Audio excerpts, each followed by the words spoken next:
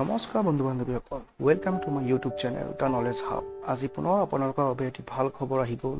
DHS বিভাগৰ ফালৰ পৰা নতুনকৈ চাকৰি মুকলি কৰিলে প্ৰায় 191টা ভেকেঞ্চি আপোনালোকে দেখিবলৈ পাব।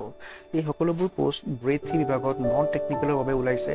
চ' কেনেদৰে এপ্লাইসমূহ কৰিব পাৰিব আৰু কোনটো পদৰ ক্ষেত্ৰত কিমান অৰ্হতা, এজ ক্ৰাইটেৰিয়া বা কোৱালিফিকেশ্যন কি বিচাৰিছে, চিলেকশ্যন প্ৰচিডিউৰখিনি কি হ'ব, সেই সকলোখিনি আজি আমি এই ভিডিঅ'টোৰ জৰিয়তে আপোনালোকক জনাম।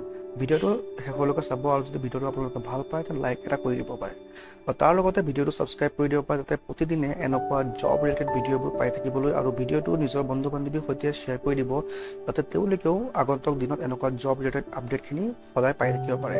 চ' DHS বিভাগৰ ফালৰ পৰা পদসমূহ মুকলি কৰি দিলে। চ' আপোনালোকে ভিডিঅ'টো শেষলৈকে চাব যাতে ভিডিঅ'টো চাই থাকোঁ যাতে ক'ত কেনেকৈ এপ্লাই কৰিলে কি বস্তু লাগিব যাতে সেইখিনি আপোনালোকে মিছ নকৰে, তাৰ কাৰণে ভিডিঅ'টো শেষলৈকে চাবলৈ চেষ্টা কৰিব। চ' আহক আমি এতিয়া ভিডিঅ'টো আগবঢ়াই লৈ যাওঁ আৰু ক'ত কিমান ভেকেঞ্চি ওলাইছে সেইখিনি আমি আপোনালোকক জনাই আছোঁ। গতিকে আহক ভিডিঅ'টো আৰম্ভ কৰোঁ। চ' ফাৰ্ষ্ট অফ অল মই আপোনালোকক এটা অভাৰলে দেখাবলৈ চেষ্টা কৰিম যে কি পোষ্ট আছে। চ' চাব পাৰে DHS বিভাগৰ ফালৰ পৰা 3টা পোষ্টৰ বাবে বিশেষকৈ আবেদন অনা হৈছে, য'ত নেকি হেল্থ এডুকেটৰ, জুনিয়ৰ এছিষ্টেণ্ট আৰু বেচিক হেল্থ ৱৰ্কাৰৰ কাৰণে অনা হৈছে।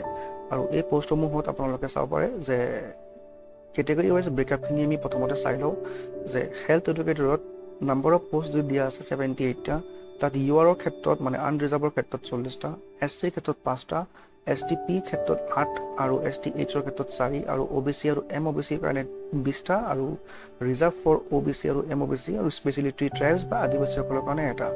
আৰু জুনিয়ৰ এছিষ্টেণ্টৰ ক্ষেত্ৰতো ছেইম 72টা পোষ্ট আহিছে, 36টা আপোনাৰ URৰ কাৰণে, 6টা SCৰ কাৰণে, 7টা আপোনালোকৰ STP আৰু 4টা STH, 18টা OBC MOBC আৰু এটা দিয়া হৈছে আদিবাসীসকলৰ কাৰণে। নাম্বাৰ 3ত আছে বেচিক হেল্থ ৱৰ্কাৰ, 31টা নাম্বাৰ অফ পোষ্ট আছে, য'ত নেকি 21টা আপোনালোকৰ URৰ কাৰণে, 3টা SCৰ কাৰণে, 4টা STP, 2টা STH, OBC আৰু MOBCৰ কাৰণে 18টা আৰু আদিবাসীসকলৰ কাৰণে ইয়াত কোনো বিজ্ঞাপন দিয়া হোৱা নাই।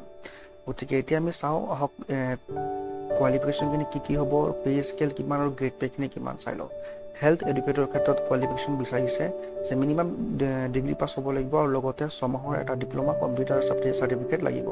আৰু ইয়াত আপোনালোকে পে স্কেল চাবলৈ গ'লে 14,000ৰ পৰা 70,000লৈকে আছে, য'ত নেকি গ্ৰেড পে দিয়া হ'ব 7,600।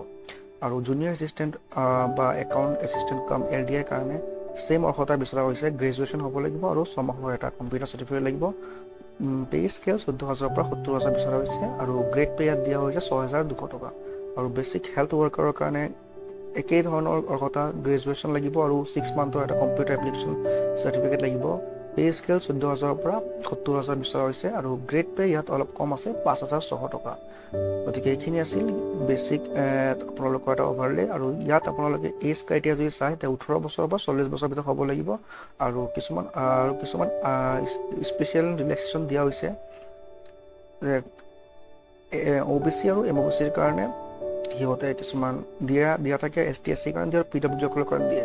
যে বেচিকেলি আমি জানো যে PWDৰ ক্ষেত্ৰত বা ST SC বা OBCৰ ক্ষেত্ৰত স্পেচিয়েলি 3 বছৰ আৰু ST SCৰ ক্ষেত্ৰত 5 বছৰ আৰু PWDৰ কাৰণে 10 বছৰ দিয়া থাকে।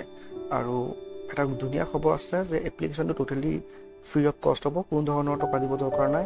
আৰু 12 তাৰিখে ইয়াৰ প্ৰথম বিজ্ঞাপন এপ্লাই আৰম্ভ হ'ব।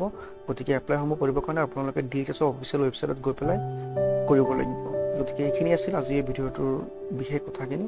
গতিকে যদি ভিডিঅ'টো ভাল পাইছে ভিডিঅ'টো লাইক আৰু কমেণ্ট কৰি যাব আৰু শ্বেয়াৰ কৰিব নাপাহৰিব। আমি আগন্তুক দিনত আপোনালোকৰ কাৰণে অসম গভমেণ্ট বা ইণ্ডিয়ান গভমেণ্টৰ যিকোনো পষ্টৰ বিজ্ঞাপনসমূহ এনেদৰে লৈ আহিব চেষ্টা কৰিম। গতিকে যদি ভাল পাইছে ভিডিঅ'টো লাইক আৰু শ্বেয়াৰ কৰি দিব।